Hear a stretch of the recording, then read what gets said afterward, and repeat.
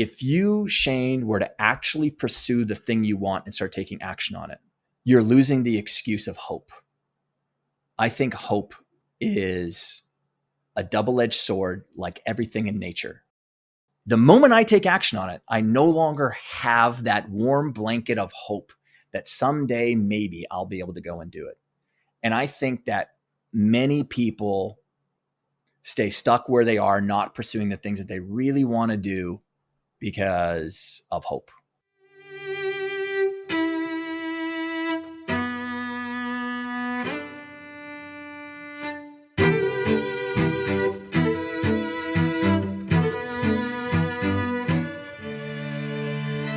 Welcome to The Knowledge Project, a podcast about mastering the best of what other people have already figured out so you can apply their insights to your life. I'm your host, Shane Parrish. Every Sunday, I send out the Brain Food newsletter to over 600,000 people. It's considered noise-canceling headphones for the internet and is full of timeless wisdom you can apply to life and work. It's concise, it's quick, you can read it in a few minutes. Sign up at fs.blog/newsletter. If you're listening to this, you're missing out. If you'd like access to the podcast before public release, special episodes that don't appear anywhere else, hand-edited transcripts, first access to our events, which we've started to run again, or you just want to support the show you love, you can join at fs.blog/membership. Check out the show notes for a link. My guest today is Todd Herman. Todd is a coach and mentor to elite athletes, leaders, and public figures on mindset and execution. I've wanted to talk to Todd since I discovered his work through Kobe Bryant and read his book, The Alter Ego Effect. This episode is about the power of mindset, specifically around identities and what it can do for you to unlock the next level. Each of us is inhabiting different identities throughout the course of our day. Perhaps we're entrepreneurs or employees, mothers or fathers, athletes or CEOs. But how can you harness the strength of these different identities to get the best out of yourself? And is it possible to create a new identity for yourself to get through tough times? We go deep on peak performance, the value of patience, the fear that prevents us from being at our best, imposter syndrome, and how he worked with basketball great Kobe Bryant to build the legendary alter ego of the Black Mamba. It's time to listen and learn.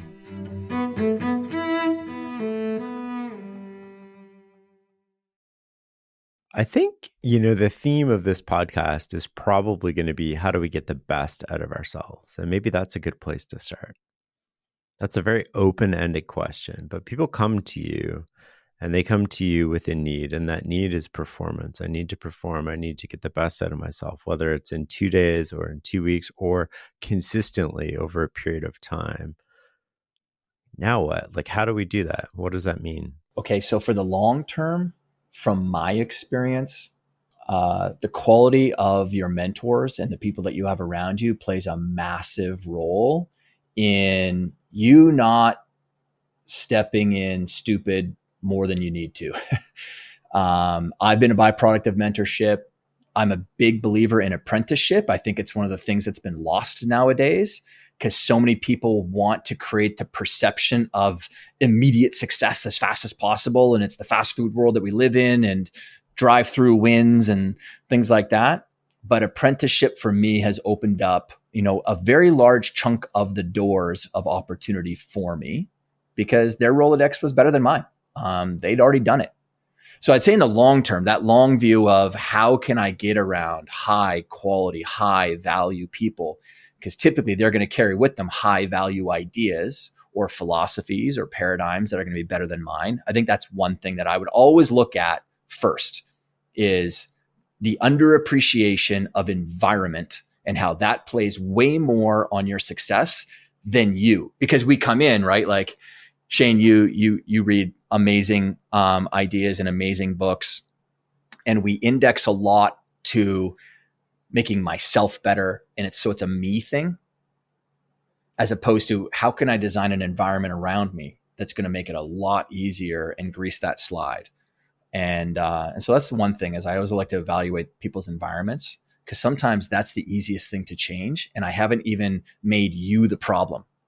I said long view. I want to look at your environment and the people that you have around you and mentors And then in the short term, and I kind of became known in the pro sports world as a quick hit guy.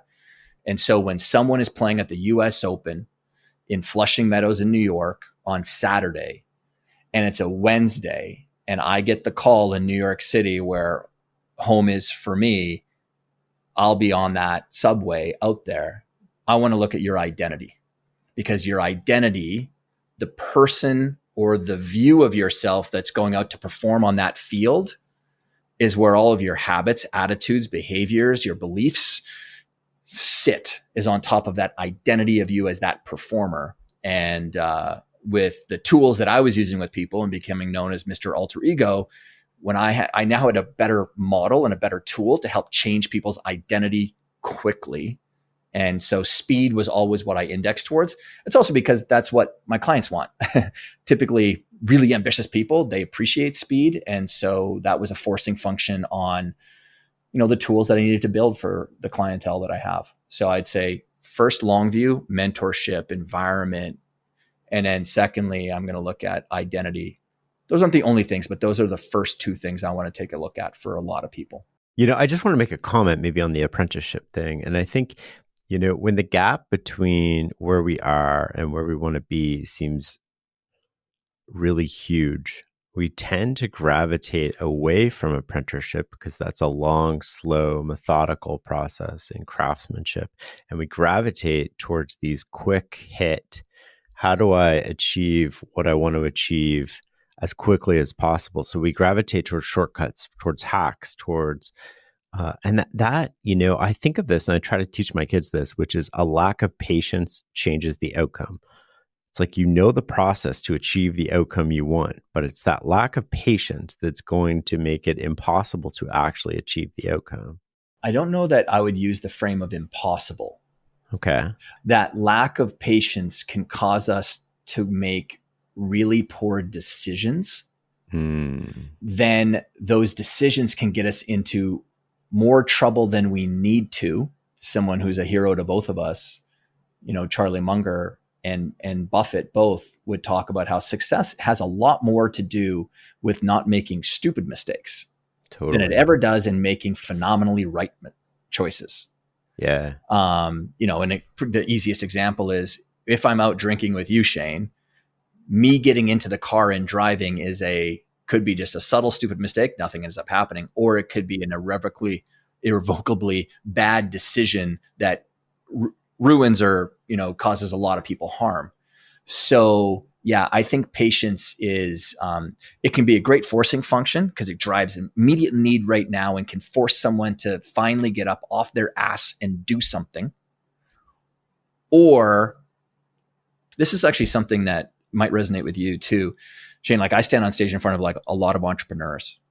And when I talk about my business life and building businesses and whatnot, I talk about my career, which isn't something that entrepreneurs typically talk about. They don't talk about their career. And so I've had people ask me, like when they come to the mic stand afterwards, and like, why'd you use career? Like entrepreneurs, I never heard an entrepreneur say that. And I say, because I look at entrepreneurship as a career. And when you look at something as a career, then you look at it as, well, what are the skills that I need to build? And career isn't something that's, to your point, an impatient 2-week time frame. It's a very long view of things.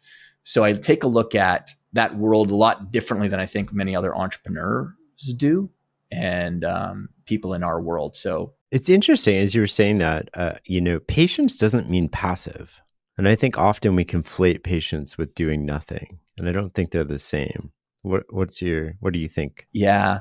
And I am one of the first persons to beat the hustle drum with people. Like, hey, when you're just starting out with something, you got to hustle. Like you got to focus your energy and work hard at that thing. But then for many people, it becomes their identity. Oh, I'm someone who can do that. And then they get trapped inside of it. Whereas in the world of building a business to a certain level, or even building your sporting skills or any sort of skills, there becomes a time of maintenance that kind of gets baked into that process. And if you only are always hustling, that means you're typically going to add more.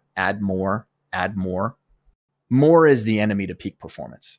adding more to something, doing more things, having 17 more new ways of doing a breakaway deke on a hockey goalie is not going to make you better. In fact, some hockey trivia, the best goal scorer on breakaways in the history of the NHL had 2 moves. Every single goalie in the NHL knew his 2 moves, but he could execute those 2 moves better than every single goalie could possibly save him.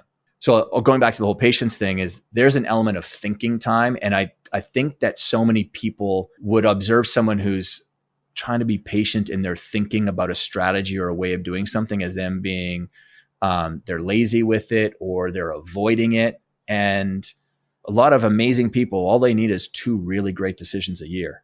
We're going to have so many things to talk about already, right? Just keep going down this rabbit hole. I want to go back to Buffett and Munger for a second. One thing that I think is very underappreciated about them is that they never find themselves out of position. They're always operating from a position of plenty or a position of strength. So no matter what happens in the environment, they can always take advantage of it. They're never forced by circumstances into a bad decision. And when we were talking about how a lack of patience leads to poor decisions, the poor decisions lead to a worsening position. The worsening position leads to fewer and fewer good outcomes. Like if you put Warren Buffett or Charlie Munger in a bad position, they're going to look very average, but they're always operating from a really good position. Well, and my favorite takeaway that I've had from them that's really shaped my decision making is their context of assumptions. Where if they were, I don't know if it was Charlie or if it was Warren who said it, but if they had 2 investments sitting in front of them and they have an idea of what they project the outcome would be on those 2 investments, they then go to, well, how many assumptions are we making on these 2 things? And this one over here that looks even a little more sexy, but if we're looking at it and there's 3 assumptions that we're making, and this one over here is only 1 assumption or 2 assumptions even, with every assumption, the likelihood of success is like cutting it in half. And then I kind of reflect on my own life and a bunch of decisions that were made that I thought were going to be great outcomes for me. And I'm like, oh, how many assumptions was I making? And sometimes I wish it was only 3 assumptions. There was like 9 assumptions I was making that were going to have to be successful in order for that thing to kind of pan out for me. That's a great example of a very methodical and patient process of making a good choice. I want to go back to like the 19 different dekes. Do the best in the world at sports or business get really, really, really good at the basics? And then part of what makes them the best is their ability not to get bored with doing the simple things in a world that's attracted to the highlight reel, I would actually change that and say it's not their ability to not get bored. It's for them to attack the boring things with an intention of understanding that that's what will separate them from everybody else. I see even in the world of business, especially nowadays where everything is a highlight reel on, Instagram or Twitter or LinkedIn. And that is just not the case. There's so much of the work that we all do behind the scenes. Like if you want to win, you've got to know how to execute. And it's in the execution that so many people break. They just don't want to do the things. Everyone wants the noun without the verb. They want the best-selling book, but they don't want to do the work of writing for the best-selling book because it's a painful process as someone who's written it. It challenged me. Is that fear that prevents us from doing that? Well, from my experience, one of the major things that causes that, Shane, is the lack of admitting to yourself what it is that you actually want. So many people that have come to me and they feel stuck, or they feel maybe they built a business that has trapped them in some way, and it's they're trying to figure it out and they're kind of delaying on taking some of the actions that they know they should be doing. I'll just ask them, did you accidentally build this business? We make these assumptions that, we sat down and we said, I'm going to build that business right there. And it was such a smart intention. I'm an accidental entrepreneur. A lot of people, I think, have gotten themselves through just great action into a corner, but it's not really what they want. I think that the reason that many people would have levels of dissatisfaction, or they aren't maybe taking the inspired action that they're supposed to be taking, is because it's not what they actually want. And they know that. And I think most people really don't sit down and be really honest with themselves about what it is that they truly want to be doing. And one of the reasons that they don't is because if you, Shane, were to actually pursue the thing you want and start taking action on it, you're losing the excuse of hope. I think hope is a double-edged sword, like everything in nature. Something can't only be good, because nature tells us that that doesn't work. Hyperhidrosis and hypohidrosis. Water isn't always good. When you and I are floating in the middle of the ocean, the last thing I want is more water, unless it's rainwater to help me fuel my body. And hope is the same way. Hope can't only be good, because if I'm hoping that, maybe someday I'm going to be an actor in Hollywood, and that's always just a dream in my mind, but I never take action on it, it's actually a place of safety and security, because the moment I take action on it, I no longer have that warm blanket of hope that someday maybe I'll be able to go and do it. And I think that many people stay stuck where they are, not pursuing the things that they really want to do because of hope. Is hope the difference between interested and committed then? Yeah, great question. It would play a part.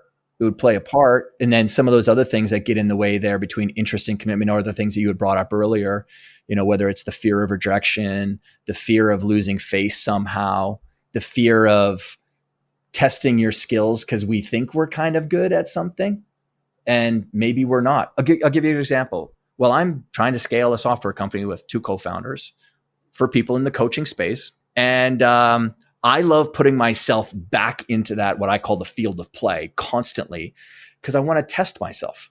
Okay, Todd, you can give this advice very good to other people, but how good are you at following product market fit methodology? How good are you at, defining a specific target market to get traction inside of and sticking with it? So for me, going back to that whole, that fear of not taking action, I have a real fear of inaction because I want to test myself. Where does that fear of inaction come from? One is cultural, definitely cultural influences from your whether it's your childhood. I'm not a therapist. I don't do that kind of work with people, but ideas that people have about what the taking action is going to mean, or the negative responses that they had when they were younger, that really created a strong narrative about how bad it is to go and take action on something. And then again, it's the fear of losing the hope. Because if I always live in inaction, but I still have my hope of doing it, I'm not going to lose that warm feeling that I have about daydreaming about that thing. And I'm not confronted with the realities. And then the fear of uncertainty is another thing. Will I lose the money if I invested it this way into my business? And will I lose my time? And oh, geez, what else am I going to be missing out on if I actually stay committed to this one thing and become very myopic in trying to channel my energies towards that? And I always try to flip that with people and say that you have no idea the version of you that's waiting for you on the other side of being committed. Because the side of you that you're going to meet that only stays in the area of interested is going to be the very same version of you that you're experiencing right now. But the person that becomes committed, it's a forcing function on your skills. It's a forcing function on your traits and your attributes that you've already developed. And if you take with yourself a very curious mind of, no, I'm if you just I have a fundamental belief, Shane, that I'm going to figure things out, and that I'm going to stumble, I'm going to fall, but I also know I have the capacity to pick myself up and continue marching forward. And the reason I know that, and the reason that everyone that's here listening to this right now knows that, is you're here. That's how I know that you have the capacity to pick yourself up, because you're here, because everybody gets knocked down. I just much rather get knocked down pursuing the things that I want to go and pursue. I think that's really powerful, right? That sort of I think people often think they need the courage to get to the outcome versus the courage to figure it out as I go along the way. And they're two very different types of courage. When you're thinking about the courage to the outcome, the gap between where you are and the outcome is huge. So it becomes very hard. And then hope is easy, right? So you can gravitate towards hope. And I'm just sort of thinking about this out loud in relation to the conversation. But courage to figure it out means I can't, like, hope doesn't play a role, right? Like, it's the courage to take the first step that matters. And then I don't care if it goes left or right. I'll just like course correct as I go along. And think about this too, Shane, to your great point about courage for the outcome. It's also very egoic for you and I to even think that we even know what the outcome is going to be in the future anyway. Like, don't forget, the things that you're wanting right now are coming from your current level of identity and how you view and see yourself. But the more that you push yourself into challenging situations, you do tough stuff, you pick up hard things, you have hard conversations with people, that's changing your level of ability, which is going to change how you view and see yourself. And because the way that you view and see yourself is different, it's going to open up different ideas around what it is that you want. And so now your vision is constantly changing as you're evolving and iterating. And so, like, what you think you wanted 3 months ago, 6 months ago, if you're a person that is challenging yourself, it's going to change that vision. It might crystallize it better, better clarity. You're going to figure out what you don't want. Well, let's bring it back to environment before we go into identity. I think you can use your environment to take your desired behavior and make it your default behavior. You've been working with thousands of people who perform consistently across sports and business. What do they do differently about their environment to maximize success? And I'm using the term success very broadly in terms of performance, not success as in, like, what are they doing to improve their physical performance, their mental performance, what do the environments look like? What's different? Well, one that can't be ignored is the luck of where they were born. It just can't be underestimated how critical that is to the success factor of someone. So these are choices that they didn't even make. It was just, right. They got lucky being where they are. So statistically speaking, the best size of city or town to live in to develop your sporting skill set is around 250,000 people. Because at 250,000 people, the level of competition can be well above average in that area. The quality of coaches that you could get now increases over that of 100,000 person city. And so it's that kind of sweet spot of size. Now, that's inside of now a culture that would be maybe valuing that type of sport. So in Canada, hockey, 250,000 person city, you're going to get good coaching. But if in Canada you were trying to play and become very good at rugby, maybe not. There's that side of things. There's many factors outside of ourselves because we want to index towards me. Like, what made me do this? Yeah. And I like to tell people, like, I think about 33% of my whatever successes and outcomes I've had in my life, I'm going to index towards luck. And that's not me stealing competency from myself. It's actually, for me, it's very empowering because I'm like, oh, how can I engineer more of that? Because there are just many fun happenstances that happen for me. But that was also because I was taking action, but I'm looking for more luck. But in the environment, getting to like what also shaped the athlete, it would be definitely the quality and the excellence of the coaching and the talent that they had around them. And so I grew up on a big farm and ranch in Alberta, Canada.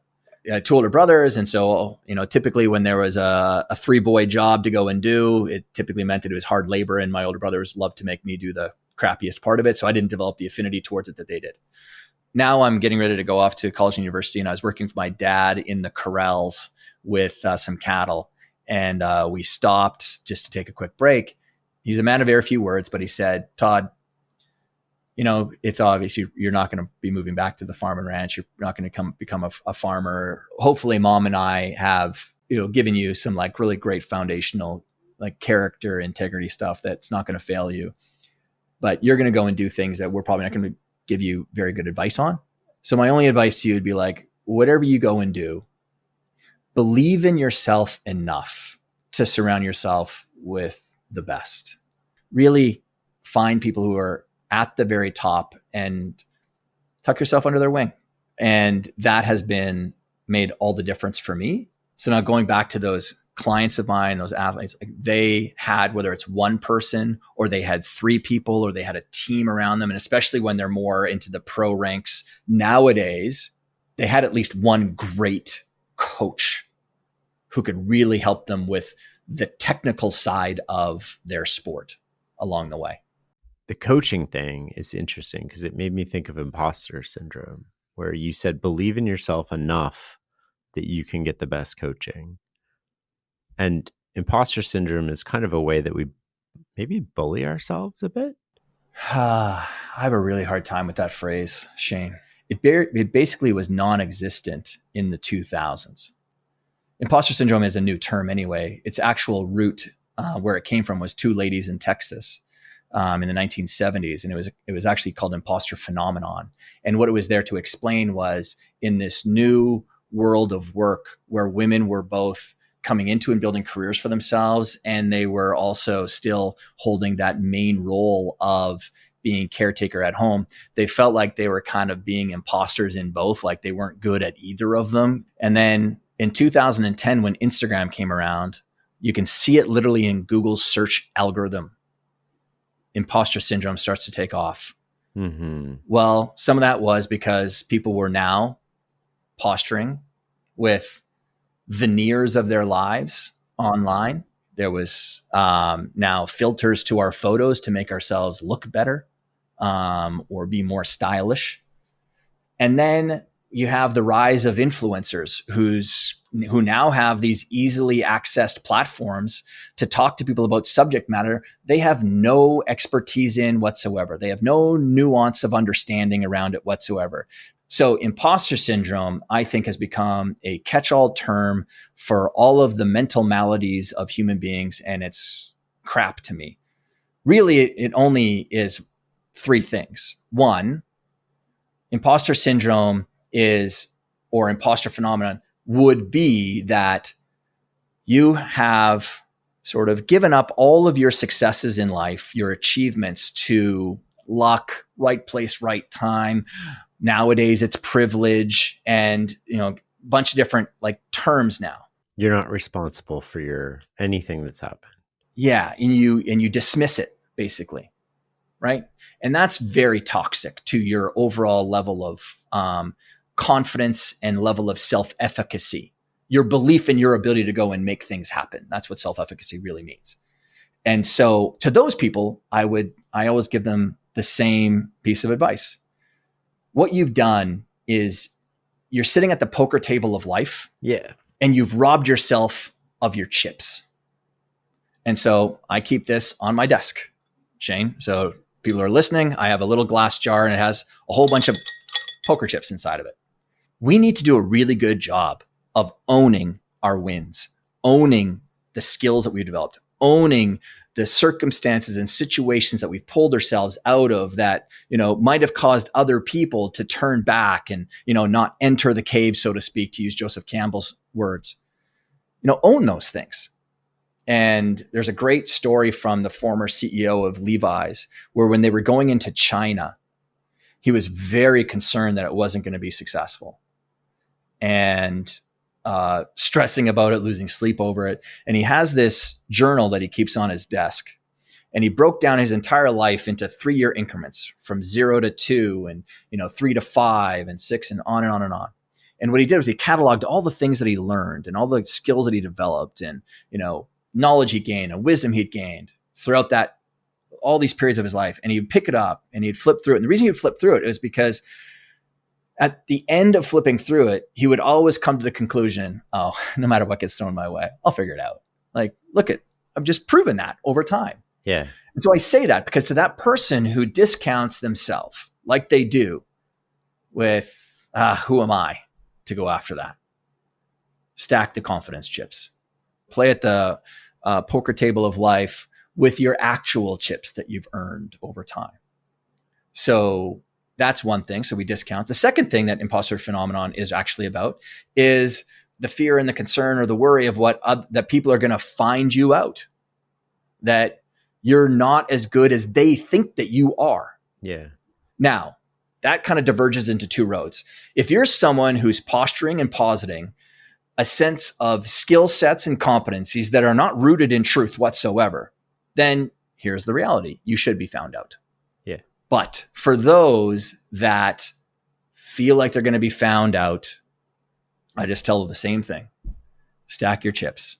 Go back. Like, are you trying to posture like this perfect persona of, every single poem that you write is going to be the next Raven? Or, well, then you've just created a paradigm and a set of rules around yourself that's going to be really hard to win inside of. And so that's what I've often found is people have rules about what success is going to mean, which then causes them to feel like they might be found out. And I would just say, let's pull yourself right back into the process. That's why I like to index towards career. There's going to be a lot of stuff over my career that I'm going to put out or I'm going to create that just doesn't hit the mark. Here's my response. So what? I want to come back to environment for a second in terms of how much of success for knowledge workers, get outside of the realm of athletes here for a second, but probably relates to athletes as well, is subtracting things like your environment. Your surface area of responsibilities naturally grows. Your surface area of projects you want to take on, of commitments that you have, of people reaching, the more successful you are, the more people reach out to you. How much of developing performance is getting reps in what you're good at, which means subtracting all of these other things. So getting rid of priorities, simplifying your life, and not letting the surface area continuously expand. Well, it's undeniable that that's a major part of that process of being more valuable. Because we were talking before about success, and I don't like that term. I think in the terms of being useful and being valuable. Yeah. The more useful you are, the more valuable you are, then whatever success is going to happen, I think. Yeah. But when I'm working with people, we subtract, we remove, and we delete so that I can get you into what I call the flow channel.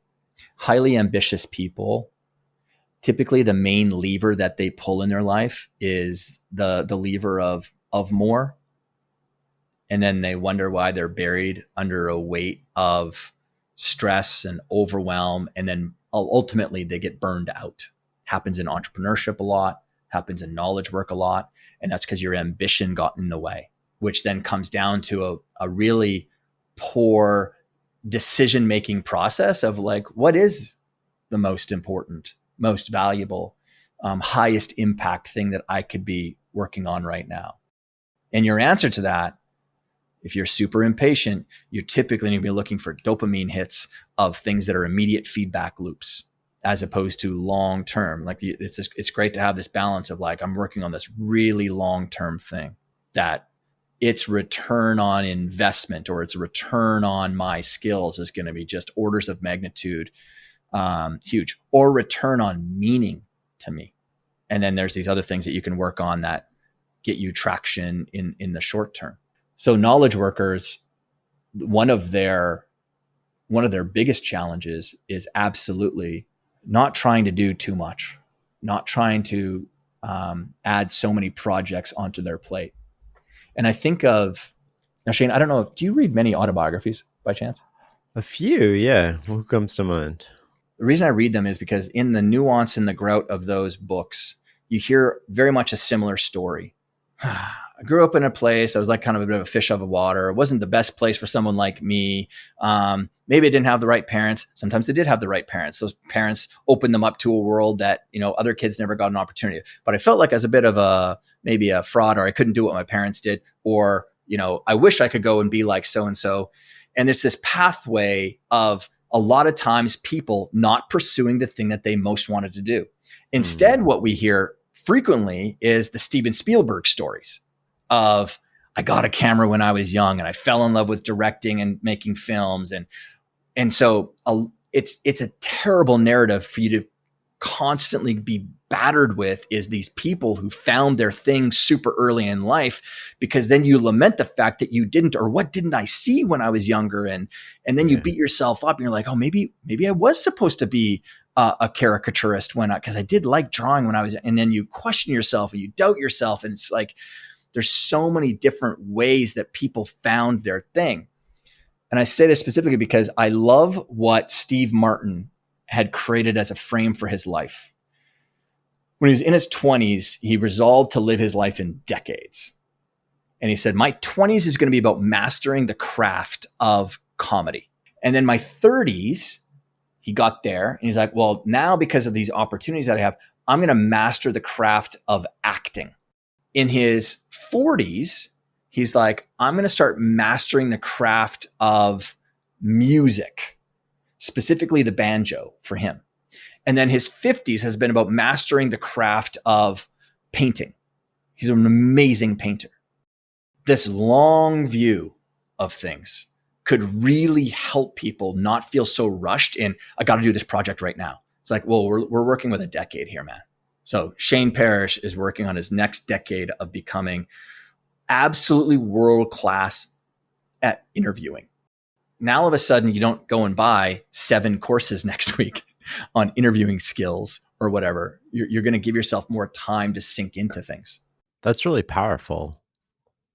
I think when you think long-term, it prevents you from doing a lot of short-term behaviors naturally that either lead you astray, take you off the path of long-term thinking, or otherwise get in the way, right? Like if I go to you, and I'm going to make this tangible. Like if I have a coworker and I go to them and I have a problem with them, the way that I address that problem is going to be very different if I think I'm going to have a relationship with them for 10 years versus if I think they're only going to be here for a few days. And if I treat them like it's a transaction, they're going to behave like it's a transaction. Mm-hmm. And then when they behave like it's a transaction, it's going to reinforce my view that they're not committed. They're not, it's just a job to them. It's not a career. And it's going to change the opportunities they get. So this one little thing can make a huge difference in not only how you treat other people, but how it actually spirals beyond that moment into something much larger. Shane, that's a fantastic example of taking a look at 2 people who are literally doing the same mechanical actions, whether it's a knowledge worker who's trying to grow themselves on LinkedIn. They're doing the exact same thing. They're posting things the same way. We've indexed so much towards habit and behavior so much recently. And I appreciate all the talk about habits, but there's another side of this whole performance world that isn't as appreciated, which is the way you're going about it. And so in that moment, that's a perfect example of the way. Your frame of mind is a part of the way that you're going about it. Now, that way of going about it is like, hey, I'm going to have a long-term relationship with this person, whether they know it or not, right? And a long-term relationship it might be just one interaction. But we've all had those moments in life where someone came along at the right time for us and just really treated us like a human being. They saw something in the moment with us. They could have been just a nice word. It could have been just a smile, like anything that it just embeds in us in that moment in time. And that's how I think about what I call it Citizen Todd. We'll talk about identity in a bit, but that's another very important identity that I have that I take out into the world. Living in New York City, there's a lot of people who they put on their headphones and they think that because they have their headphones on, the world doesn't exist, right? Well, That's a pretty terrible way to show up and be a contributor in society, I think. So I think I've got a responsibility as Citizen Todd when I go out there to, who knows if today is the day that I give someone a moment that shapes and shifts them and, puts them back on course or does, evolve into some sort of it's a long-term relationship. Because we do, whether we like it or not, we do have long-term relationships with people, but a lot of times it's not physically, it's just inside their own head. Yeah. And the interesting thing about long-term too is like it allows for compounding. And what we know about compounding is like all the gains come at the end, not at the beginning. Right. So if you take yourself off that path through a loss of trust or, transactional behavior or not a win-win situation, you immediately take yourself off the long game. And if you take yourself off the long game, you've immediately ruled out exponential returns on whatever you're doing. Shane, an example with that, an NHL client was in the Stanley Cup playoffs and it was game 1, very tightly contested first game. And it did come down to overtime. He hopped off the bench, got on the ice, accepted a pass coming over the other team's blue line, and he snapped a 1 in a million shot over the left-hand corner. So he's coming down the right wing, snapped it over the left-hand shoulder of the goalie who was absolutely stellar that game, and hit the puck in between a window the size of a puck. And so everyone's like, 1 in a million shot, look at it. No, Ryan practiced that shot thousands of times, that exact spot on the ice. And I get chills just thinking about like the amount of effort that you're putting in to maybe one day in a high pressure situation be able to deliver that shot. That's compounding. Totally.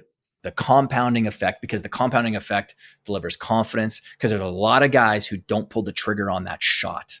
He was covered by the defenseman very well. The goalie was in the perfect position for him. There's nothing about that situation that says he should have taken that shot, but he did. And that comes to ultimately everything I ever try to help someone with, Shane. At the end of the day, Shane, I want you to trust yourself. Trust is different than confidence. It's at the DNA level. When you feel like you trust yourself, that's when time is collapsing. Think about an alpine skier who's standing at the top of a mountain that looks like it's a vertical cliff, and it's in the Olympics. It comes once every 4 years. Mm-hmm. So here they are, their skis standing in the gate, getting ready to go down this vertical face. In that moment, that's the present moment. I want to do everything I possibly can to help that person in that moment trust themselves. Well, what is the equation of trust in that moment? Well, past tense, that's where all of your preparation comes in. Did you show up? Did you do the work? Have you put in the reps? Did you prepare yourself on not only the days where it was a little bit overcast so that it wasn't too sunny and it was, not slushy or it wasn't icy? Did you only ever practice with being the first person to take the run around the freshly groomed slope? Or did you also practice being the 26th person to go around those gates with tracks already grooved in, things starting to get a little bit slushy and a little bit icy where your skis start to slip a little bit? Have you practiced the slipping of the edges of if you have, and all those things are an affirmative, great. I've built up trust in your preparation. Yeah. Then it gets to the future. Do you trust the future? The future is your plan. Do you trust your plan? The way that you're going to go down those gates? Do you have multiple plans? Because, oh shit, today you're in the 18th slot. You're not in the first or second slot. It's going to be a little sloppy going around those things, right? Or the wind kicked up for you and it didn't kick up for the persons that went before you. And now what are you going to do with that? I hope it's a so what. I hope it's a watch me, which is now bringing you into the moment. So do you trust the plan that you have or the plans that you have to adjust? That's flexibility and adaptability. That's mental toughness. Your ability to be flexible and adaptable despite what you're getting as the circumstance that you're dealt with. That's mental toughness. So now we come to the moment.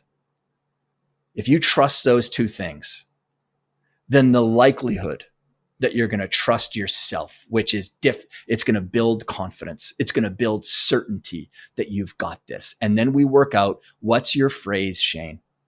What's the thing you're going to say to yourself so that you can get into the moment, get out of your ego and trust all of these things aligning for you, your prep, your plan, and then now you're just the vehicle and the vessel to deliver those two things in the moment. And so is it let go, which is an often one? Is it let go and let God? Is it watch this, mom? Whatever it is that's going to help to alleviate any tension or pressure that's always built up. Pressure is not real. Pressure is only delivered by the human itself. Someone says this is a high pressure game. I don't let my clients and athletes think that way because I don't know that that's true. Truth is gravity. You experience gravity, I experience gravity. But pressure, some athletes deal with it differently than other people deal with it. That tells me that pressure is very elastic. So the commentators who are saying that this is high pressure, I've found that most of those people were middle of the road performers when they played their sport. And they dealt with pressure, not like the people that are elite or legends. So there's a different door that you can walk through. That door is preparation, planning, moment. It's all in the bands of time, past, future, present. Do you have a hard time, or your clients as well, relating to average people? I don't think the average person, I don't think they want to get amazing at their craft or what they're doing. I think they're comfortable, I'll say that, being okay. And, convincing themselves and maybe relying on hope and all of this other stuff, but they don't sort of like walk away from a meeting going, oh, what did I say? What could I have said better? Oh, here's how this could play out better. Or walk away from a poor performance going, what can I take away from that to the next one so that I get better, so that I improve?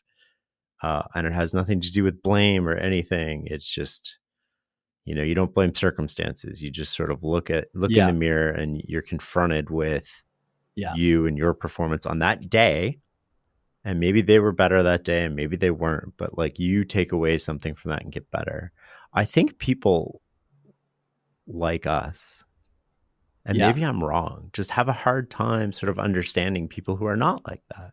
Boy, we could have a long conversation about this, Shane. So I'm going to be, I'll be vulnerable for people. I think I struggle with this. Kobe and I would talk about this when I was, building the Black Mamba with him. And he often said he just had no way of relating to people who just didn't want to be par excellence, like just the best at their thing. He had a hard time relating to them. And I would say I was similar, but then after I matured, and I still have to watch myself, Shane, because it is such an ego response to make myself probably feel good about myself, to judge someone else because they're not getting some sort of result, or I perceive them as being average. Yeah. Because there's many reasons why someone might be getting average results.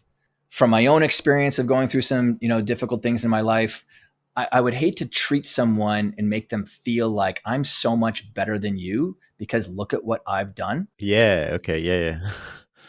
It's all internal, right? Like it's sort of like, and maybe it is my ego, and we can use me as an example here because I feel safe talking about this. Like maybe it just is my internally. I don't understand how people can not want to get better at things, and maybe I'm not seeing it. And there's an aspect of, totally, I could be blind to their process and blind to, but I also know what it looks like because I do it. Yeah. Same as like Kobe, right? Like he knows what it looks like. I know. To be successful on the court. It means waking up at 4 a.m. It means shooting 10,000 free throws. It means doing all the work. And so he knows when somebody's not doing that. Well, on our relationship, that was one of the things that, I wouldn't say it fractured it, but we didn't speak for a long time because I challenged him on the same level of energy of excellence in being a father. Because we came together during the time of him going through the allegations of sexual assault in Colorado. That's where we built the Black Mamba from, was in that moment. because he felt like he was losing his edge. And then he got connected to me through my mentor, Harvey. He originally reached out from a friend of his in pro sport, connected him to Harvey. And then Harvey said, "Oh, you're going through an ego death. You're not losing your edge. You're going through an ego death, Kobe. You need to talk to a guy that is now very much indexing performance towards what I call at the time identity-based performance. Like, I help you build the identity to go and win. And then the tool I would use would be the alter ego tool." Back then, I kind of called it character crafting. After we had developed the relationship, we were having these conversations to make ourselves, well, maybe not to make, he didn't need to make himself feel good, but for me, I was maybe make yourself feel good about, judging people who were average. And I said, "Oh, isn't it funny? Because I don't see you putting in the same energy towards your family." Mm-hmm. Kobe took that and ran with it then. That was the good part of the short relationship that we did have was, and I always have this with clients, is when you're working with really big egos or super egos that happen in the legendary status of athletes, I need to come in and break the exterior of that a lot of times. And so I can't kowtow to them, which is what often happens with the people that are around them. Totally. I say all that because coming back to it, I've had to battle that judgment of average when it comes to professional or career lens, maybe. But then I see these people crushing it as being a dad or a mom, Mm-hmm. or in their personal hobbies and things like that. And maybe that's where I was under indexing as well. So that's exactly where I was going to take Yeah. this, is like often people at the top of their game, whatever field that is, they over-index on one aspect of life. And life is an integration of multiple different parts, from health to relationships to family to food that you put in your body, to all these things. And they over-index on work or some sort of visible success that they're getting affirmation for. And when they do that, all these other parts of their life suffer. Did you ever get a chance to meet and talk to Clayton Christensen? No. Okay. So he was another mentor of mine. Clayton has a great story that he tells regarding being in the MBA program at Harvard when he was in the 1970s. I don't know if you've heard this before. No. So he is a part of this Mormon group that was there. And what they would do is they'd bring in former Harvard alumni that had had success and come in and just speak to their group.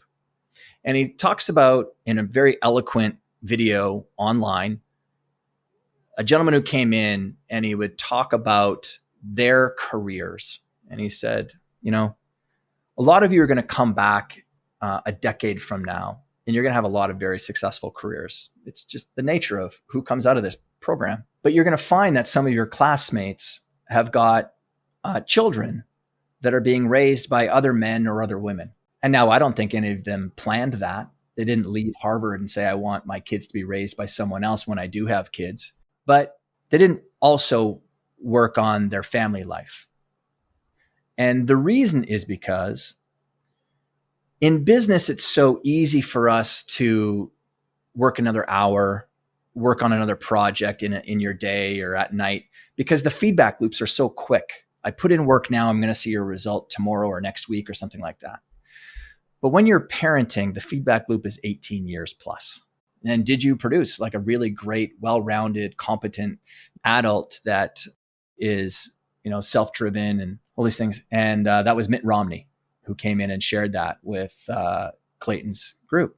And that always stuck with me. And I heard Clayton share that speech kind of long before it went kind of viral online. And so to your point, or to the point we're talking about, is the feedback loops for a lot of high achievers are so much quicker in your domain of career. And they're a lot longer in other areas like health even, or family, or your marriage and relationship. It's typically not just all of a sudden you were an asshole on Thursday and the husband or the wife leaves you. It's like, it was a long time coming. I think that's really interesting, right? And thinking about how we gravitate towards, again, quick feedback loops, positive reinforcement on one particular aspect of our life, to the neglect of another aspect, which might have a longer feedback loop. and we take those other things kind of for granted, and that can come back to bite us. Yeah. I was just going to say, like, I got this is where luck comes in. I think I got very lucky growing up on such a big farm, because if you think about farm life is a rare place where you work and you live in a place that has no boundaries. Mm-hmm. That's just the way of life for you. I knew that I was going to be probably in some sort of knowledge work when I was, going through my 20s. And I just thought about, how could I make a farm for my kids to feel a part of? In New York City, for a short time while I was moving between offices, I had my office at home, and it was in the corner of our master bedroom. And like any good New Yorker, you're making your space do a lot of duty for you. I'll be doing like videos like this. I was doing trainings and stuff. And so I had this pop-up black photography canvas that would go up behind me. And my challenge was that I had two little girls at the time. Now they're 10 and 9, but back then they were like 3 and 2. And, they just wanted to be in there with dad. I got them to come in and help me set up my day. So one of them got to open up my laptop that day, and, I punch in the passcode to get in. The other one was able to grab at the time, the blue snowball mic or whatever, and bring it to the top front of the desk. And the other one got my journal out and put it on the desk too. So they were helping me set things up. And I thought about it, was like, that's the equivalent of me loading the bales on the back of the truck, right? Like they were, and once they felt like they had contributed, then they would leave, and they wouldn't quote bug me. Yeah.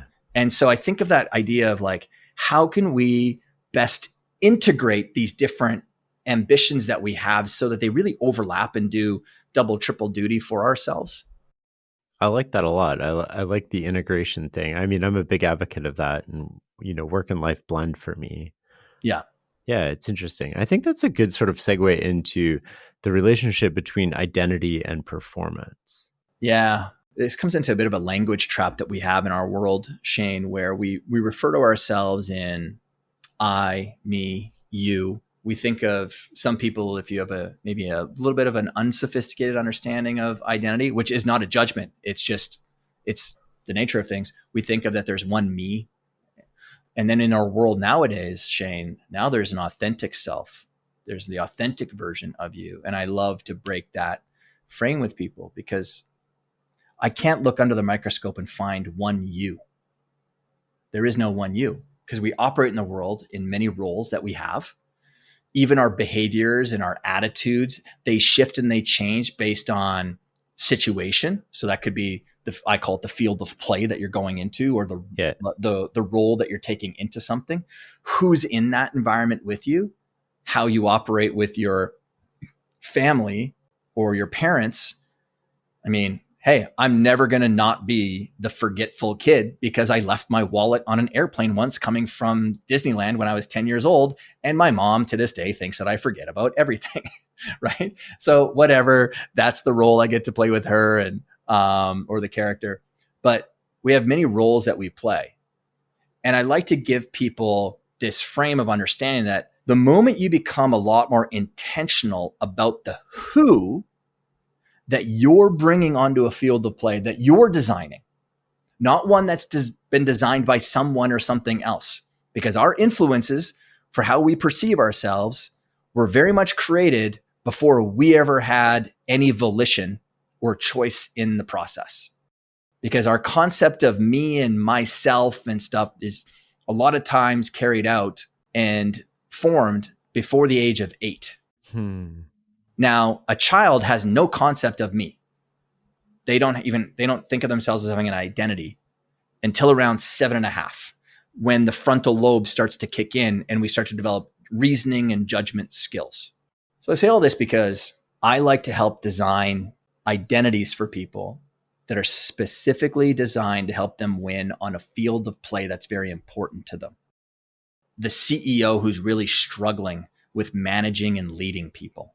Maybe they carry with them a great identity of, oh, I'm a great doer. I'm great at executing. And now, though, based on the stage of what their business would be at, they need to take on a new identity.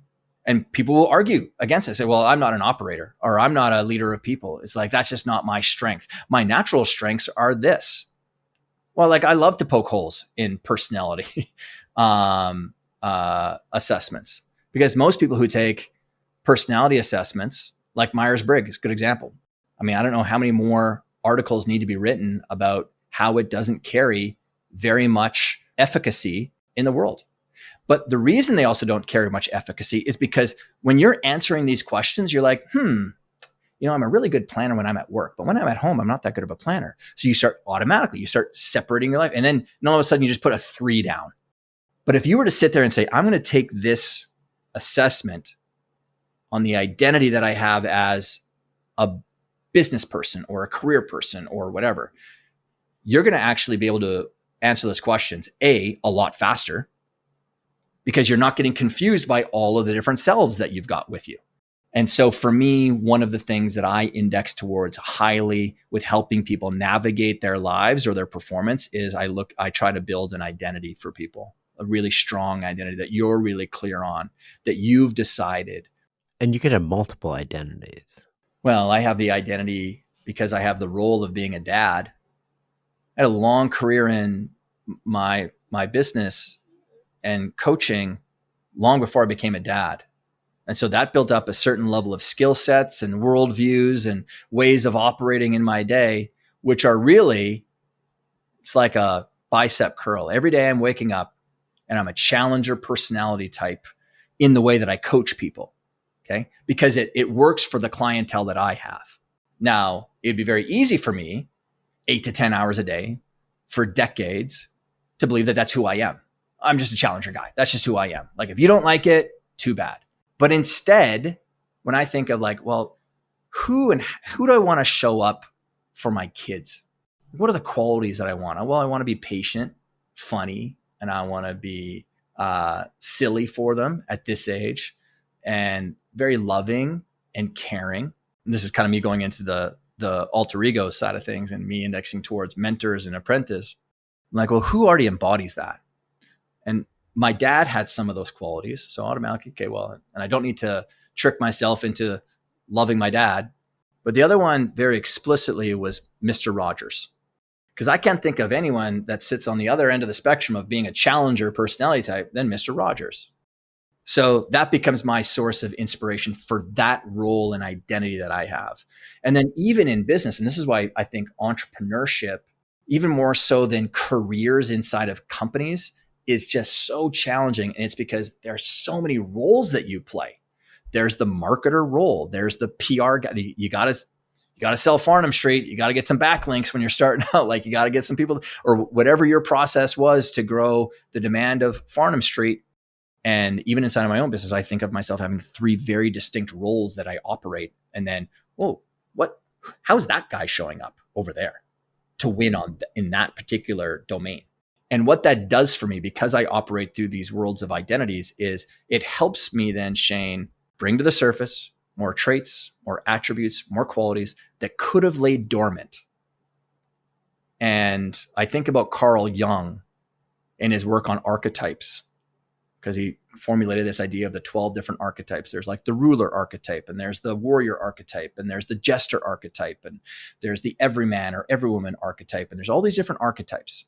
And most of us will get trapped inside of living through 1 to 3 main archetypes in a lot of the ways that we operate. And his sort of theory was, you become a really whole human being when you can actually bring to life all of the different attributes of these archetypes. And so that's how I think about developing my different identities, is I'm trying to be as whole as I possibly can. And I think the more whole I can be as a human being, that's going to make me more valuable. That's going to make me more useful to other people. It's going to also make me more useful to myself, so that I don't just fall into the same trap of thinking of only solving things a certain way. Because there can be a more caring way that I go about it. There can be a more challenging way that I go about it. There can be a more funny way of going about it, like the jester would. Does the alter ego act like a shield towards our inner ego against criticism, against everything else? and it protects us. And it also it allows us to compartmentalize almost, to leave the family at home, to leave the problems at home, to leave, uh, I didn't sleep well at home, and just get in this box, to use Kobe's words, or sort of Joseph Campbell. And the only thing that matters in that moment is this personality I've adopted, because that personality is unlocking a level of performance that I can't get to without doing that. Another way of looking at it is it's the disassociation from your current ego state that you have, the current narrative that you tell yourself about, who I am and what I'm capable of. That disassociation, and then being able to act through a new idea inspired by someone or something else, allows us to more freely tap into the traits and abilities and qualities that we have within us that we just don't access because we have this hard, crusty exterior of like, no, this is who I am. This is my explanation of like why I'm this way. Because as I have proven to my own self through the work of thousands of tremendous people, we are so malleable. Like we are, I don't know how many more times we need to hear about gray matter, right? And, the neuroplasticity of us. Well, the plasticity of our identity is just as shapeable. And so the moment we sort of collapse ourselves into, oh, no, this guy or this girl meant to go and do this role, it becomes so much easier to shape that self. And the sort of rhetorical question I give to people when I'm standing on stages and doing speeches is, how many of you have ever been asked to create a vision statement or a mission statement for your life? Right? And I'm like, I did. Because I consumed a lot of self-help stuff when I was very young. And I still consume because there's a lot of great, smart people out there. But man, a mission statement for my whole life, I could never. And then I felt like I was an idiot. Like, man, everyone else is just so much better than me. And so here's a great example of, Todd just doesn't get it. Like that's very much like an honest take of my assessment of myself. But the moment I say to you, Shane, what is your mission as a father? If I let you sit with it and say, like, I got you 4 hours, what's your mission as a dad? You'd be able to come back with a response that's going to be pretty good. And you're going to iterate on it because no statement should ever be just baked in time forever.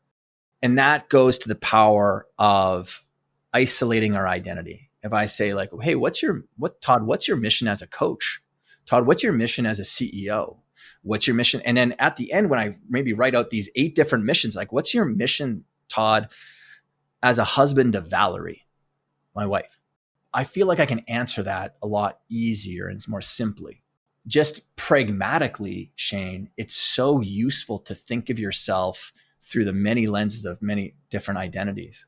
I almost think of it like the map and the territory, right? Like the territory is huge and you're creating a map, and that map is a distillation of the territory, but it allows you to see things that you can't see in the territory because it's removing a lot of detail in most cases and just focusing on the essence of what's needed. So when you're saying like, what's your identity as a father and what's your mission as a father? It's like, I don't have to think about work. I don't have to think about relationships with, my partner. I don't have to think about anything at all except for this one aspect. So I've narrowed the playing field, if you will, into like a 5x5 quadrant. Now it's a lot easier to see what's in that quadrant because I'm not looking at integrating all of these different things. Even just practically, Shane, look at how you did it so brilliantly with the naming of the site, Farnham Street, right? That was isolating the map of the territory down to hey, this is what we think that this area means. Like they think in a different way. And so this is where we're going to index our content towards in the very beginning is, great decision-making, great thinking skills, great frameworks, great mental models. Talk about luck. Like that whole thing was just created as me sharing what I was learning without the intent of anybody ever reading it. And it was me reflecting on the experiences I was having if you will. But why did you do it publicly though? Well, Because I'm sorry, I'm not to interrupt you again, but you don't have the sort of public avatar of someone who needs to be followed. Like there's many people that are like, I can tell by the way that they show up on social media that they need to feed off of the energy of other people to validate their existence in life. You don't, because you have a far more sort of stoic way about you. So it's just fascinating to me that you chose to write in public. well, this is super interesting in two ways. One, I hate attention. So I actually it's a struggle for me in a lot of ways to go on social media and, write a book and put it out there and do all of these things, because it's like, oh God, it just means more attention.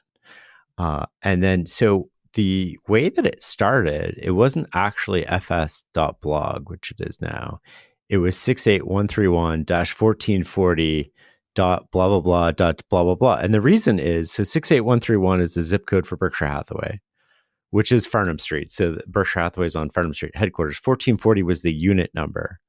And my thinking behind this, I worked for an intelligence agency at the time. I was not allowed to have a website. I was not allowed to have a public profile. I wasn't even allowed to do what I was doing. I'm sure they're listening to this now. They knew about it, but so it was me reflect, and I didn't want to put a password on it because it was just super annoying to have to log in and do all these extra things if I wanted to just read a quick post on my phone or while I was traveling or doing something. And so if I was writing that's different, I could write and then just upload. And so it was really just meant for me to share. And it was only over time, share with myself. And it was back to the grout that you talked about earlier. It was my way of developing the grout between these ideas and connecting them together. And they're not my ideas. They're the best of what I've learned from other people. And so it was my grout to connect those. And my way of connecting these ideas was to reflect on them and put them in my own words and connect them in some ways that were great, in some ways that were really terrible. And the website somehow caught on, and then it became Farnham Street.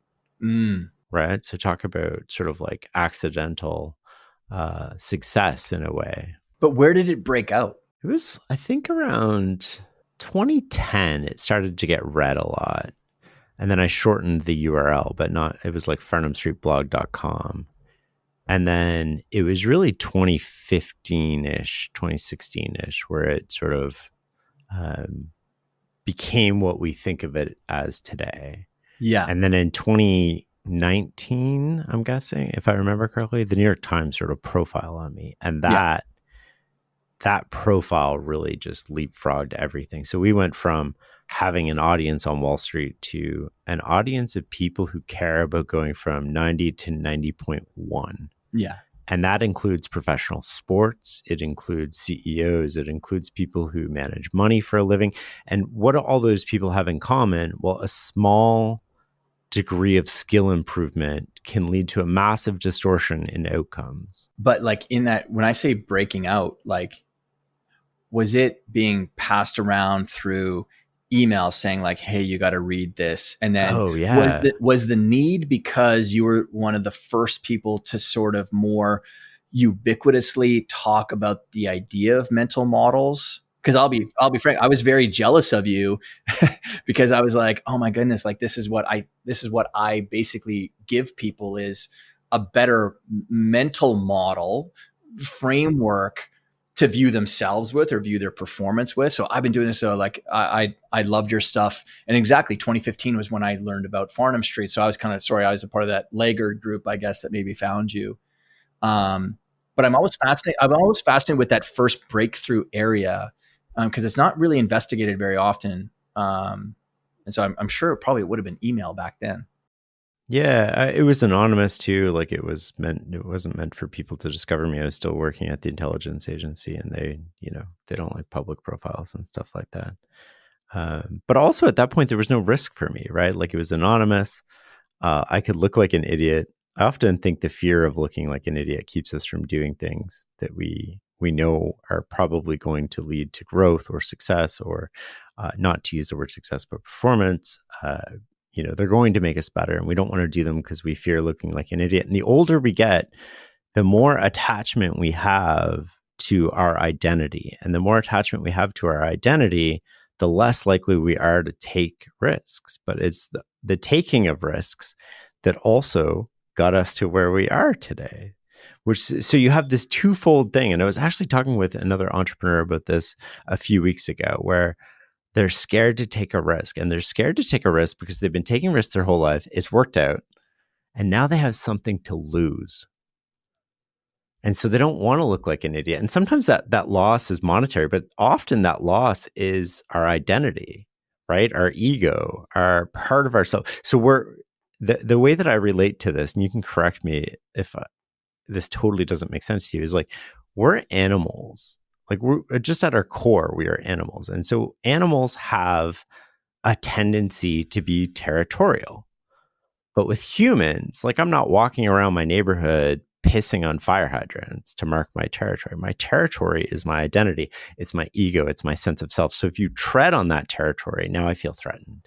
Yeah. And so then we unconsciously do things that prevent us, that get in our way, right? So we get in our own way, in a way of that, because we don't want to, if somebody slights us in a meeting, what do? We react, and we react without thinking. Yeah. And why do we do that? Because we're animals, and animals have territory. And if an animal comes on their territory, they react. They don't think, they don't have the conscious processing power of that. We do. You had said, like, the types of people who come to you, like, I talk about, there's types of people who are going to coming to work with me, or like buy our stuff, whatever. I find are people that are mature enough to know that they're the ones getting in their own way. I like to use identity with people to help them perform. But I also want to be very cautious with people that they don't fall into a fixed idea of who they are with their identity, because that gets to the point of losing things. Going back to the person who's an entrepreneur, listen, there have been phenomenal entrepreneurs that have had things taken away from them. They've lost their businesses. And if you've lost your business, you've lost your identity. No, you're not an entrepreneur, you're entrepreneurial. So if I lost everything, lost my businesses for whatever reason, I didn't lose my entrepreneurial nature. And I can come back to maybe before I go in. And if I'm an entrepreneur, well, then that means I got to go back out and start another business right away. And then you get trapped inside of something that you didn't actually want, but you went and did it because your identity says that I'm supposed to have that. So instead, I could ping you and say, hey, Shane, everything just collapsed around me. I don't know what I'm going to do next. But if you've got any things going on in your world, I'd love to come and lend my hand to those things in that. And you might go, oh shit, shooting star. I'll grab some of that, while I can. I would be fine with doing that. I'm fine with going and plugging myself into the world of someone else, because I'm still applying my entrepreneurial traits and abilities over there. I want to try to create rules in my life so that those ideas of losing things don't exist with the same weight on me as they would someone else. And so one of the things I discovered in super over-indexing early on identity is like, oh crap, I'm trapping people in some ways, because these identities are like causing them in some ways to stay too long in their sport. Because I'm a hockey player. That's my entire, I'm a golfer.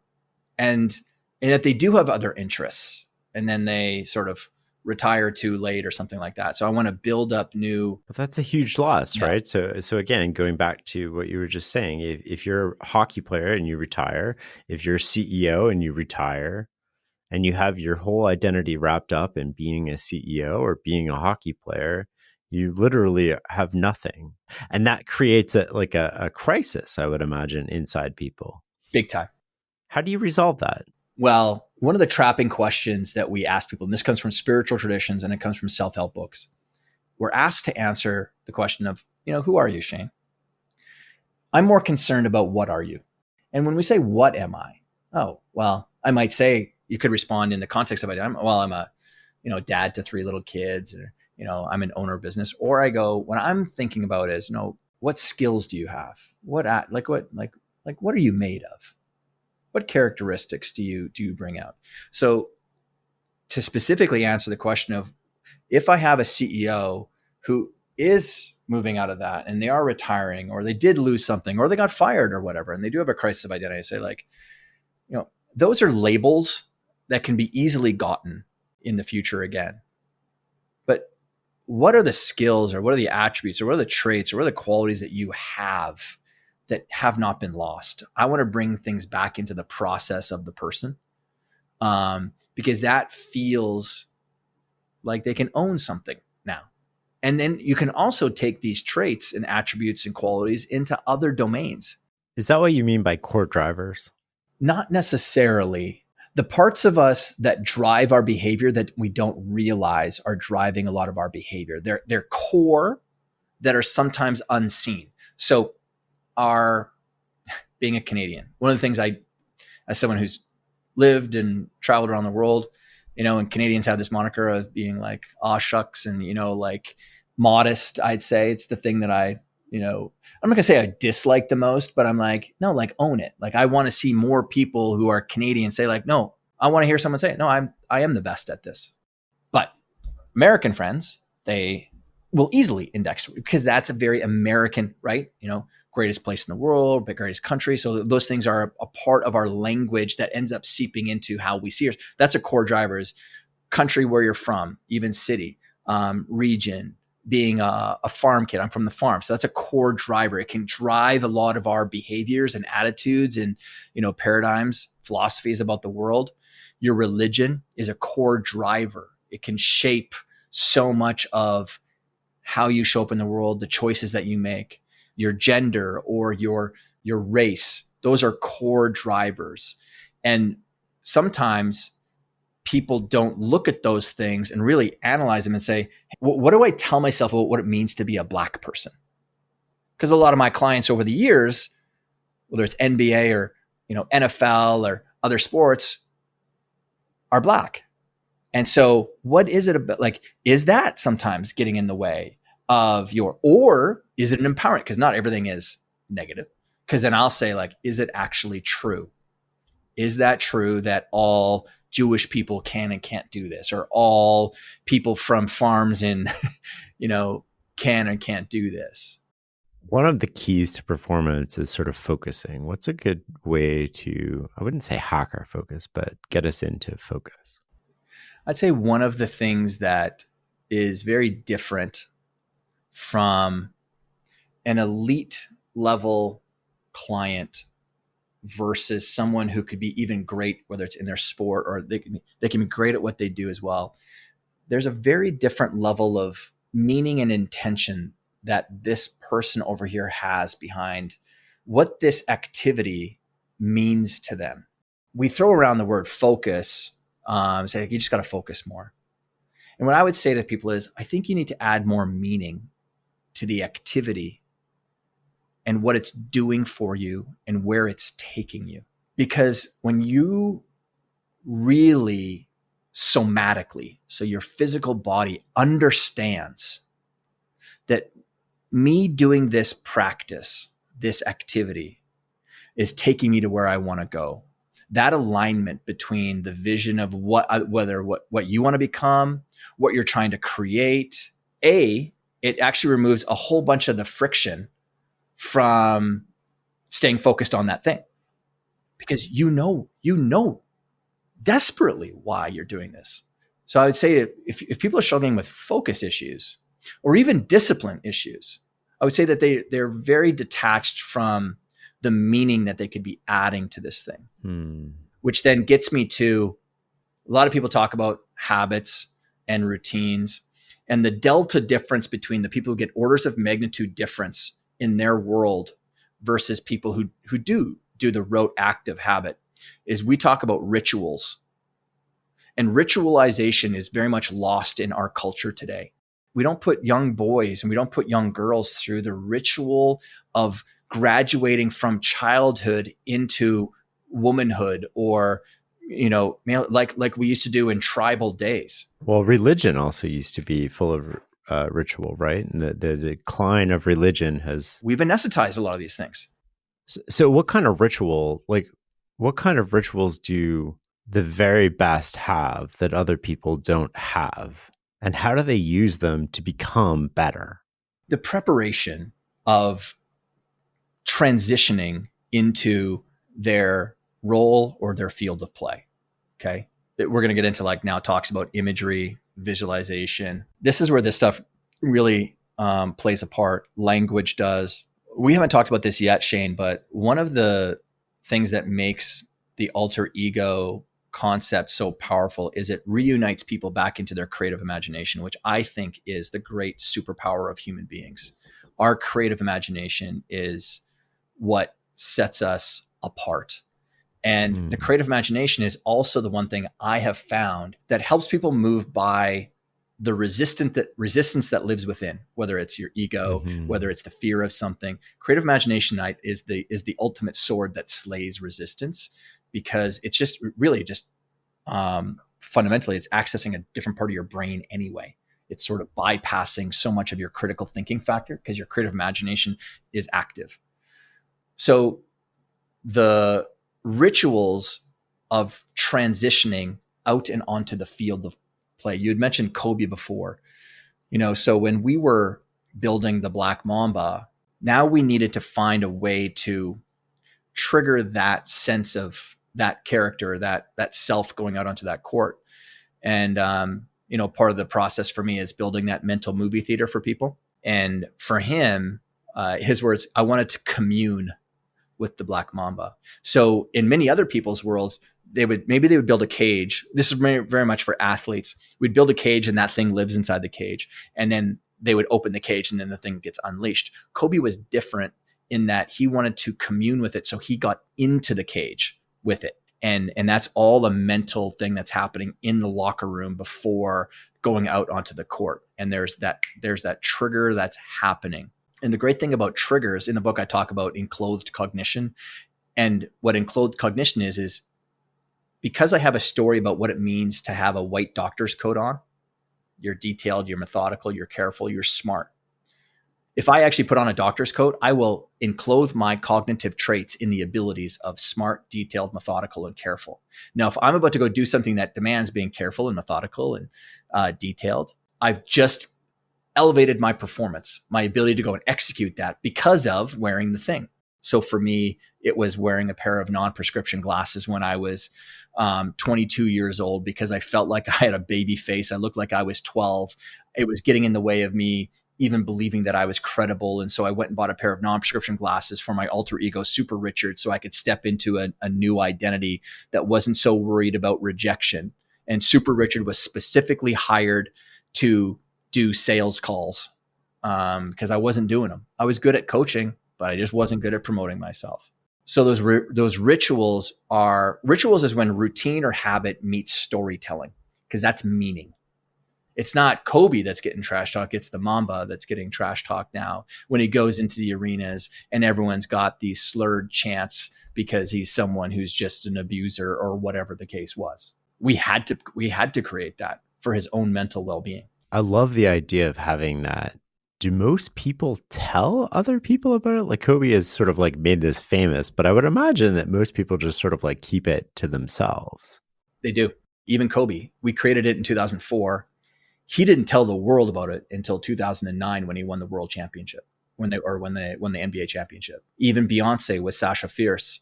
Sasha Fierce wasn't revealed to the world really until 2008 when she was retiring her. No one is going to go to the press conference after the game and say, oh, my alter ego so-and-so crushed it today. These are all creative mechanisms that we do to help us pursue the things that are difficult or challenging. It's not just one concept and one idea of we're only doing it to help us get past, some sort of traumas, or it's also an extremely playful thing. There's many different reasons why someone might be employing the alter ego, but at the end of the day, it comes back to the quote that I share all the time from Cary Grant, the Hollywood Golden Era actor who grew up in Bristol, England, was challenged throughout his life with, say, some mental health and some depression and stuff. But he wanted to make it to Hollywood, and he had this vision in his mind of being debonair and charismatic. And so he built Cary Grant. That's not his original name. And at the end of his career, he was getting interviewed, and he said, I pretended to be somebody I wanted to be until I finally became that person, or he became me. But at some point, we met. And that's when you feel very, very fulfilled, because you realize all of a sudden one day, the actions that are now habitual to you, you become unconsciously competent at them. You become unconsciously competent at the identity that you actually wanted to have. And the way that you know that is because your performance is living up to your capabilities. And you do the things that that person would do, and then you've become the person or the persona you've adopted. I think that's beautiful. My kids used to joke with me all the time. They're like, "Oh, you're in dad mode." And it actually made me like a better parent, right? I was like, "Oh yeah, I kind of am," right? And then I thought, what does it mean to be in dad mode? What techniques do you use to help people visualize? The name itself is misleading. Visualization. Reality is there's about 20% of society that can't form visual pictures in their mind. Okay. But they're very auditory, so they can hear things. Everyone, there isn't many people I've ever found that can't hear things. So the first thing is, technique wise, is you want to engage all of your senses. Mm-hmm. What are you going to hear? What are you going to taste or touch, or feel like on your skin, or Make it real? Make it holographic. Bring yourself into it. I call it scripting. It's one of the things I became known for very early in the early 2000s. Is writing is the doing part of thinking. Mm-hmm. So I found that when I get people to write out their visualization in the process, not the outcome, in the process. So when I walk towards the gate and my glove and hand grabs onto the boards, and my skate blade feels the ice beneath me, I can feel myself gaining more confidence. And now the sound of my blades as they cut through the ice as we do our warm up, with every single stride, I feel more and more of the power of the rink sort of soak up inside of me. So that's what I'm talking about. So write it out. So people who struggle with visualization, just know that it is a skill like anything else. People make it sound like, everyone can visualize. Well, yeah, we all use forethought every single day. When you think about, you know what, I need to get eggs and milk. And so, yes, we do it, but most people do not use visualization or imagery skills in a dynamic way for what you want to achieve and feel in life. Yes. The final thing is, I would highly encourage people to do what I call fly on the wall visualization. And that is, imagine yourself as a fly on the wall with the people that you might respect or would love to hear talking about you in the context of whatever your role is. And what are you hearing them say? What's the conversation? That seems to anchor inside of people's hearts even more, is the words of other people. And what I found after sharing this concept for 2 decades, when saying like, why does that one feel different for you as a strategy for your visualization? And I said, because my imagination for what I see other people, or thinking about what other people are saying about me, doesn't sound like that. I think people are talking about how terrible I am, or how I'm not good enough, or I don't know how that person thinks. So inviting in a very different conversation into my mind, that's been the most meaningful thing for me. So 2 questions left. One, how do we fend off complacency? It seems like a lot of times we achieve success, all the things we thought of for success. I'm using that word again broadly and very loosely.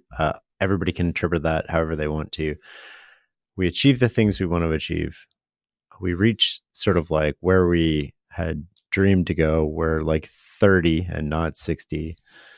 And then what? How do we fend that? Or you make the NBA, you make the NHL, and then, I've made it. I've accomplished this dream I've had for 10 years, and I've worked really hard to get here. And now I want to enjoy it. I want to go out. I want to party. I want to take care of my family. I want to increase the surface area. I want all these. Those are the people who don't make it, though. Because when I say to people in the context of, there's goal setting to and goal setting through. Oh, tell me about this. Well, do we want to simply land the people on the moon? I would like to return them safely to Earth. Like, when JFK said, by the end of this decade, we will have landed a man on the moon and returned to him safely to Earth. That's my best. It's going to be the most important part of that mission was the returning the person safely to Earth, right? That's to and through. To the moon, through the moon was bringing the person back. So your goal wasn't to make it to the NBA. Okay, so you got drafted, made it there on day one, and they cut you on day one. Is that what you actually wanted? No, what you wanted was to make it to the NBA and have a 10, 12, 15-year long career where you were a leader on the team and you were a top producer as well. And then some people might go, and I want to be the legend. I want to be the greatest of all time, right? Maybe that's it. So the complacency thing, I would say, doesn't typically set in when people reach that kind of experience. But if you are noticing or feeling like you're being complacent, put yourself into the identity of an amateur somewhere. Start something new. And it could be in your personal life. Mm-hmm. Start building a new skill. Start a new hobby where it's challenging you in some new way. The other thing too is I highly encourage people to schedule average. What does that mean? What I mean is there are times when you might be pushing in one area of your life and it's like, you know what, in these other areas, the amount of energy, effort, emotion it would take for me to be world-class in like 4 different domains of my life, you'll burn yourself out. NBA, Major League Baseball, and NHL players will play multiple times in a week. NHL, NBA, typically the most would be 3 games. Major League Baseball could be upwards of 6. For the NBA guy who has 3 games this week, when I'm first working with him, I'd say, hey, Shane, can you pick which one of these games you're going to be average at? And they're like, wait, what? I'm like, no, I need you to pick a game this week that you're not going to push yourself as hard as you would in the other games. Okay. Just be average. Like just, you're kind of trying to index towards what your normal kind of average median score would be. Okay. 77% of the time, that was their best performance of the week. Why? Because they relaxed into it. They weren't forcing anything. There was more of an allowing mindset that was there. Is it really you being complacent right now? Or maybe is it a reflex of your human system to just want to like go into a state of like maintenance or optimization or readiness mode where the next big thing will show up for you? I'm conscious of the time here. I want to end with the same question we ask everybody, which is, what is success for you? So again, in the debate, I'm not going to accept the frame of success, unfortunately. No, I'll tell you what it is. My mission in life is to create as many smiling pillows as I possibly can. The reason I say that is the most honest place in your home is your pillow. Because where you take stock of your day, it's where you take stock of like how you dealt with your kids or you beat yourself up because you snapped on them when they didn't really need to snap on them. And so I'll have led a successful life if I can leave as many smiling pillows behind as I possibly can. And that's through sharing good ideas with people, encouraging people, maybe holding people to a higher standard for themselves so that when they lay their head on their pillow at night, they feel really good about the way that they showed up, maybe what they accomplished in that day, how they might have stood up for others or whatever their values are. That's what success is to me. Is now personally, if I can end my day feeling good and smiling on my pillow at night, and I have my own little metrics that I would concern myself with regarding wife and kids and, business and self, then that's success to me.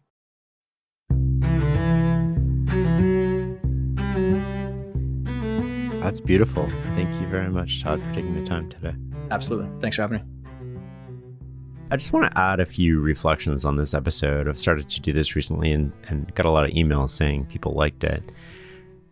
I've been assuming different identities for a long time. I just never really had a name around them. I think Todd helped me with the alter ego effect and being able to assume a different personality. And I do this in moments where I need courage. And I do it in moments where I have to do something that maybe I don't want to do, or I have to appear more confident than I otherwise am. and I assume this mask, and the mask, it protects me from criticism and gives me a nudge, almost like a tailwind, a false confidence, if you will, in a way, to go out there and just perform at my best. And it's incredible how powerful the way that you think about that is. Todd has opened my eyes to some more possibility around this. I really appreciated the conversation with him. I hope you check out his book, The Alter Ego Effect. It might just change your life. Thanks for listening and learning with us. For a complete list of episodes, show notes, transcripts, and more, go to fs.blog/podcast or just Google The Knowledge Project. The Farnham Street blog is also where you can learn more about my new book, Clear Thinking: Turning Ordinary Moments into Extraordinary Results. It's a transformative guide that hands you the tools to master your fate, sharpen your decision making, and set yourself up for unparalleled success. Learn more at fs.blog/clear. Until next time.